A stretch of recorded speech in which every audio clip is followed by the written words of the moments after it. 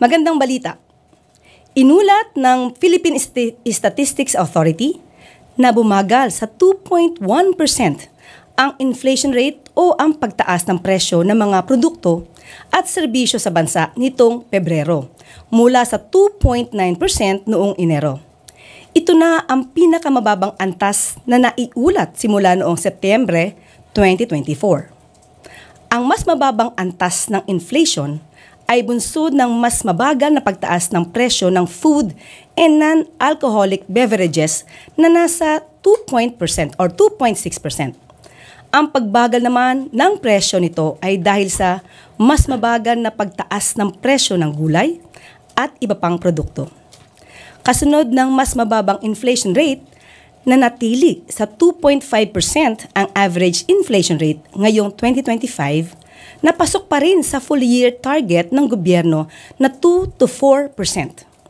Ayon sa National Economic and Development Authority, ang patuloy na pagbaba ng inflation rate ay indikasyon na epektibo ang mga hakbang na ginagawa ng gobyerno kontra sa tinatawag na inflationary pressures. Sisikapin din ng ahensya na panatilihing mababa ang inflation rate at tugunan agad ang mga posibleng pagtaas ng ibang commodities. At isa pang good news, available ang higit 2,000 trabaho mula sa iba't ibang industriya, kasama ang ICT, aviation, tourism at service sectors. Maaaring makita ang mga available na trabaho sa www.jobs@clark.com. Dito ay pwede nang mag-register para ma-match ang mga trabaho sa mga aplikante. At para magbigay ng iba pang detalye, kasama natin si Clark Development Corporation Communications Manager, Astrud Aguinaldo. Ma'am? Maraming salamat, Attorney Claire. Maya Aabak, good morning po sa inyong lahat. At tama yon, sinabi ni Attorney Claire, magandang balita mula sa Clark Development Corporation. To be exact, meron tayong 2,280 job vacancies mula sa 30 investors o locators. Ang mga trabahong ito ay ang mga sumusunod: ICT industry, mga business process outsourcing. Meron din sa industrial, mga engineers ang hinahanap nila dito, technicians, welders, machine operators, human resource, at yung mga magtatrabaho sa warehouses. Meron din sa service industry, mga bus drivers naman ang hinahanap, conductors, sewers, mga mananahe, at sa sales. Gayon din sa tourism and hospitality, mga hotel staff, security, chef, marketing, at casino dealers. Meron din sa commercial and retail, ang hinahanap nila dito ay mga sales associates, cashiers, at store managers. At lastly, sa aviation and healthcare, mga nurses naman, medtechs at physical therapist po ang hinahanap dito. Para mag-apply, pwede po kayong pumunta sa Jobs at Clark. Tuloy-tuloy po yon, jobs@clark.com, at pwede ninyong i-upload ang inyong mga CV, curriculum vitae, ang inyong biodata, ang inyong resume, pati ang inyong litrato. At mula doon, makikita ng mga investors ang inyong profile, at from there, pwede na kayong kontakin. Maraming salamat po.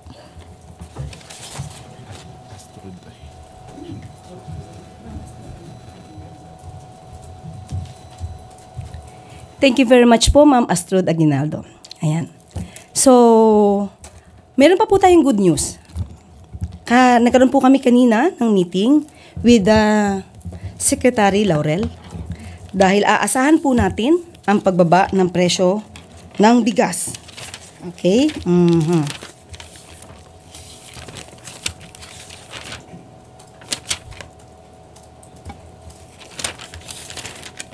Ayan.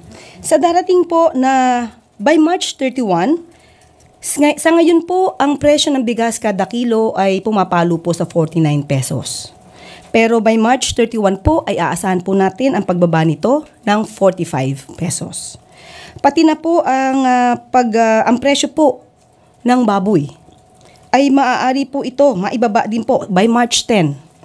Sa halaga po, ito po ay sinabi in particular ni Secretary Laurel, ang parte po ng Kasim at Pigi ay bababa po between 350 to 360 per kilo.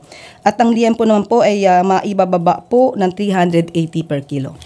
Yan po ang maliban po dyan. Marami pa po tayong sasabihin good news pero most probably po ay bukas na po dahil marami pong napag-usapan kanina sa meeting with the DA Secretary Laurel. Yes po. Handa na po tayong tumugon sa inyong mga katanungan. First question, Maricel Halili, B5. Magandang umaga po. Yusek, follow-up lang po dun sa sinabi ninyo na expected natin na pagbaba ng presyo. May we know what are the reasons kung bakit po aasahan natin yung pagbaba ng presyo sa bigas at saka sa baboy? Sa ngayon po, ang sabi po ni Secretary Laurel ay bumaba po ang world price. Kung kakaroon po kasi ng pagtaas talaga ng bigas, ito po ay ang nagiging basehan po ang one of the factors dito ay yung world price. Kung noon po ay may halaga po na pumapalo sa $700 to $740 kada per ton.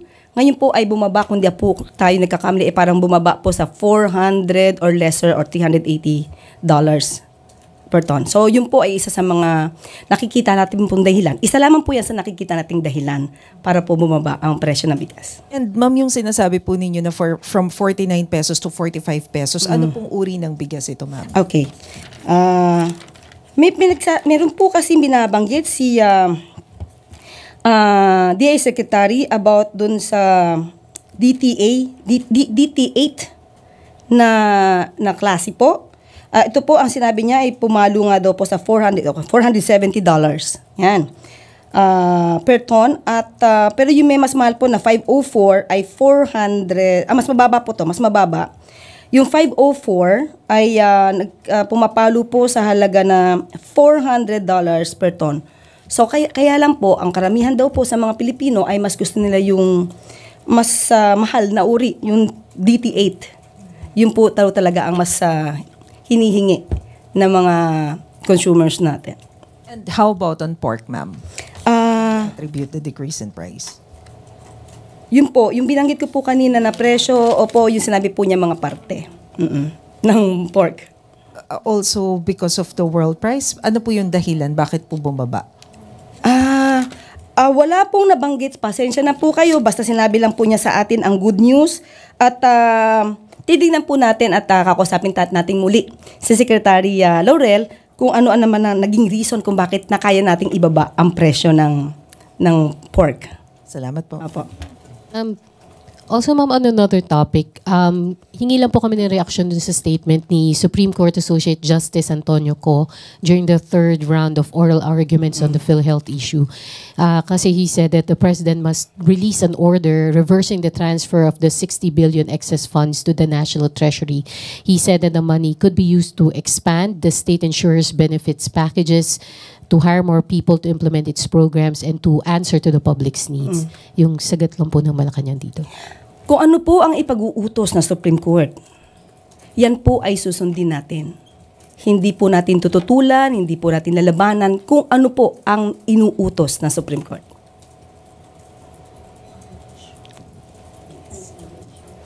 Maricel Halili, TV5. On other issue, may we know the reason why is there a change in leadership of the Presidential Security Command? Bakit po na-terminate si Commander Morales? Na-terminate po yung kanyang command dahil po ililipat po siya ng ibang duty. Yun lamang po ang maaari nating sabihin patungkol po dyan sa PSC.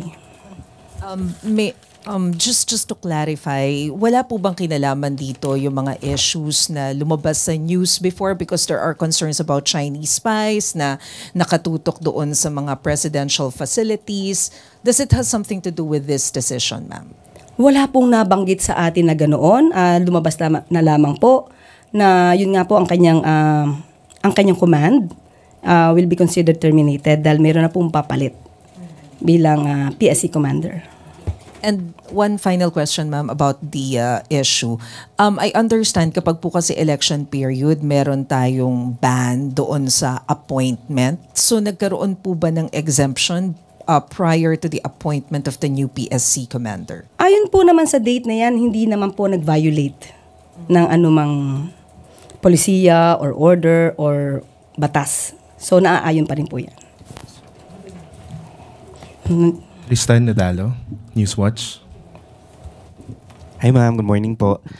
Ma'am, yesterday, nag-order si US President Trump na isuspend yung military aid sa Ukraine. And knowing na close allies natin ang US and we rely heavily pagdating sa military support sa US, are we at all concerned na the shifting of policies could somehow affect our military alliance with the US? Yung issue po na yan ay minabuti namin po na si DFA Secretary po ang sumagot para po, yun po naman ay foreign policy. So mas maganda po na si DFA Secretary po ang tumugon dyan. Okay. Pero po sabi ni Ambassador Babe Romualdez, we should be ready to beef off our own because sabi niya po ay ironclad today but hindi natin ma-assure kung ironclad pa rin tomorrow. So ang policy po ba is to continue yung self-defense ng sarili natin, yung modernization. Yes, dapat lamang po. May alay tayo o wala tayong alay. Kailangan din po nating i-prepare yung sarili natin. Yung AFP modernization ay talagang kailangan po natin yan para hindi naman tayo masyado umaasa sa ating mga allies. Next question, Pia Gutierrez, ABS-CBN. Hi ma'am, magandang umaga. Ma'am, regarding yung sa pag-collapse ng bridge sa Isabela, is the President asking for or directing an investigation on this, especially to find out whether corruption was involved? Yes po. Nung nagkaroon po kami ng pakikipag-usap kay Secretary Bonoan, nagkaroon na po talaga ng investigation but it's initial investigation. Ang nakikita po, sabi nga po natin, ito ay nag-start noong 2014 at lumalabas po na 90% ay naisagawa ito sa panahon po ni dating Pangulong Duterte. Ang sabi po ay nagkaroon po ito dahil sa mga earthquakes, sa kung ano sa tagal ng panahon, hindi na siya naging matibay at kailangang i-retrofit sa panahon po ngayon. Ang nakikita po so far ay nagkaroon ng under-design. Lumalabas din po sa investigasyon na ito po talaga ay para sa mga light vehicles ayon do sa disenyo. So, lumalabas din po na yung dumaan na truck, 3 po daw yung dumaan na dump truck, puro boulders ang laman, ang karga. Nagkaroon po talaga ng hindi tama na nung dumaan. Hindi naging maayos dahil may dumaan na ganito ka mga heavy vehicles na hindi po naaayon doon sa kakayanan ng tulay. Kaya po, isa sa mga sinasabi po ni Secretary Bonoan ay maaari po, hindi pa po to conclusion, maaari lamang po na mapanagot din yung may-ari nung or korporasyon na may-ari ng dump trucks dahil 3 po ang nasabi na dumaan na sunod-sunod. So, yun pa lang po ang initial investigation but ang sabi nga po hindi lamang po ang nakaraang administrasyon ang pwedeng pananagutin dito. Lahat po hanggang sa ngayon kung sino po ang maaaring naging may liability dito, kung meron man, lahat po yan ay dapat managot. Nabanggit nyo, it's just an initial investigation. Yes. So magkakaroon po ng mas malalim na investigation dito? Opo, kasi titignan po talaga yung sinasabing under-design, anong naging cause, kung bakit hindi kakayanin yung mga heavy vehicles. Lumalabas nga po sa initial investigation. Ayon sa design, pang light vehicles lang siya. Ayon po sa initial investigation. Thank you, Yusek. Yusek Claire. Okay. Okay na? Okay, so I just want to have a clarification. Okay? On my previous statement about the alleged ownership of Secretary J of Digital 8, okay, If I could still remember, I was asked by Miss Ana Bajo. Sinulat ko po eh. Okay. She had this statement. Ma'am, mayroon pong report na ang media company kung saan co-founder si Secretary J. Ruiz ang nakakuha ng 206 million na halaga ng kontrata sa PCSO. Ilang buwan bago po siya maging PCO Secretary. Di pa po ba, okay, period, okay? Bago po siya naging PCO Secretary, period. Di pa po ba nag-divest si Sec J? Yun lang, yung question. Ayoko kasi na twist ng ibang mga vloggers. So I really want to clarify this. My answer was, it's very general. Ang batas naman po natin ay allowed po na mag-divest ng shares, interest sa anumang kumpanya na pag-aari niya. Bago siya nag-assume ng posisyon. So, At alam naman po niya ang batas.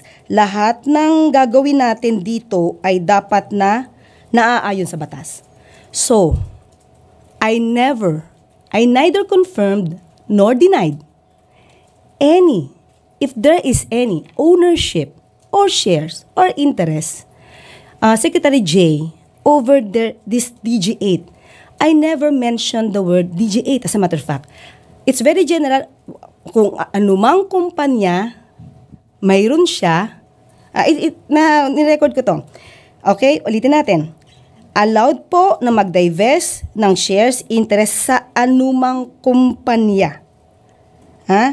Na mayroon siyang shares. So, within 60 days from the time na siya ay nag-assume ng position.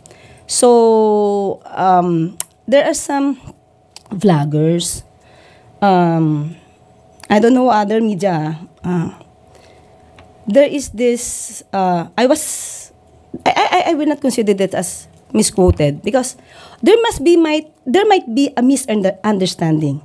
But if you will just read the lines or you listen to the words I said, it's very clear.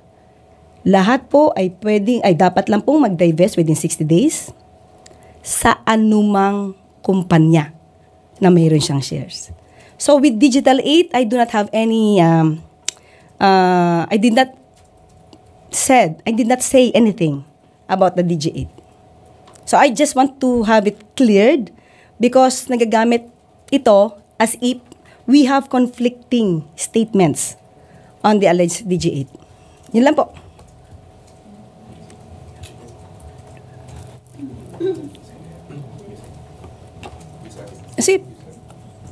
Okay.